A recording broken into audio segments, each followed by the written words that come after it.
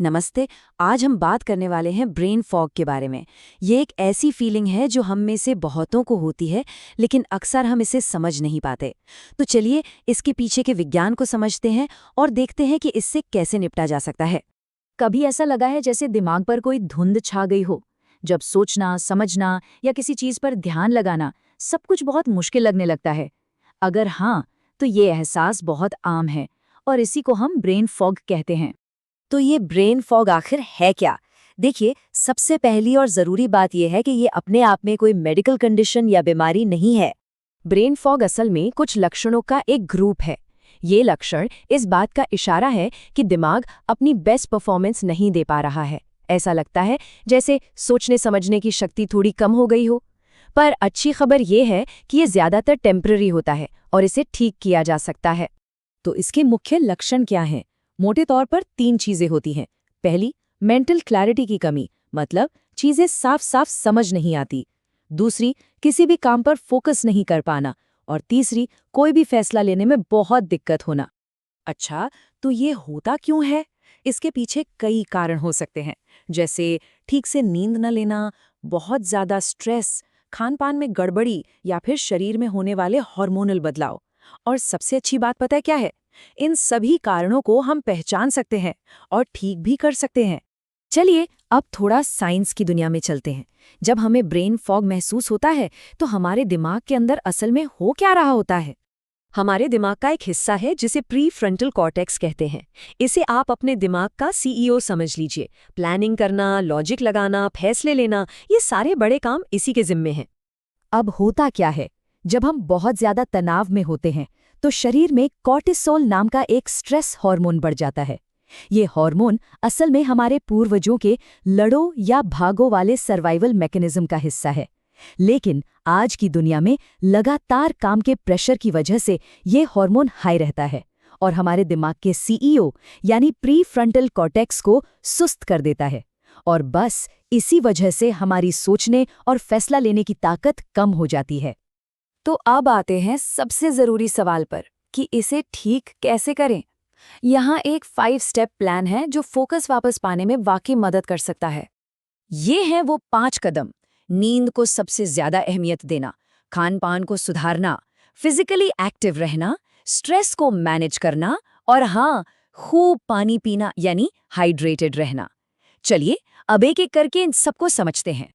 पहला और शायद सबसे ज़रूरी कदम, नींद। सच कहूँ तो अगर ब्रेन फॉग को ठीक करने के लिए कोई एक ही चीज़ चुननी हो तो वो नींद ही होगी। हर रात बिना नागा 7 से 8 घंटे की अच्छी नींद लेना बहुत बहुत ज़रूरी है। ऐसा क्यों?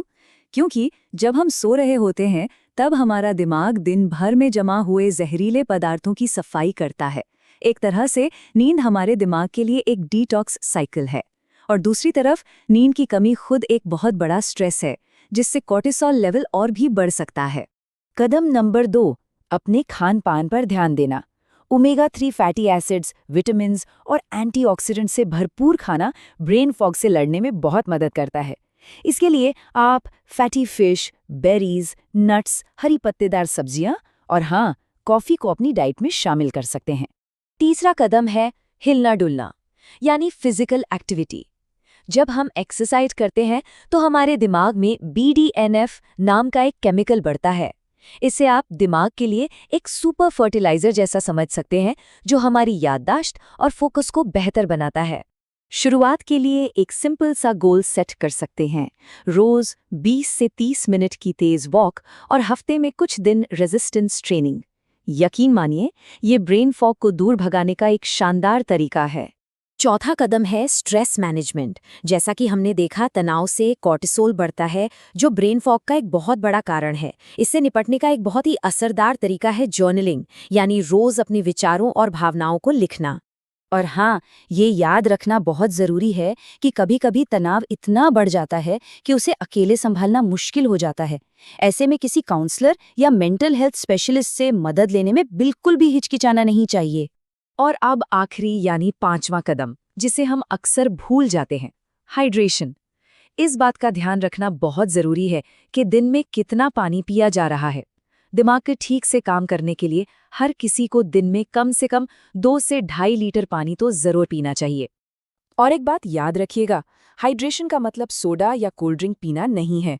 असल में ये चीज़ें शरीर से पानी को और भी कम कर सकती हैं।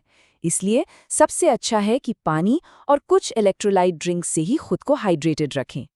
तो चलिए, अब तक हमने जो कुछ भी जाना है उसे फटाफट से एक बार दोहरा लेते हैं। तो ये है हमारी क्लियर अप चेकलिस्ट। 7 से 8 घंटे की नींद, दिमाग के लिए अच्छा खाना, रोज थोड़ी एक्सरसाइज, स्ट्रेस को मैनेज करना और खूब सारा पानी। ये वो 5 पिलर्स हैं जो आपको ब्रेन फॉग से बाहर निकलने में मदद करेंगे। एक बात हमेशा याद रखिएगा, सब कुछ एक रात में ठीक नहीं होता, लेकिन छोटे छोटे कदम उठाकर ही धीरे धीरे चीजें बेहतर होती हैं। बस शुरुआत करने की देर है। तो इस क्लैरिटी की तरफ आज पहला छोटा कदम क्या हो सकता है, ये सोचने वाली बात है। इस विश्लेषण के लिए अपना समय देने का बहुत बहुत शुक्रिया।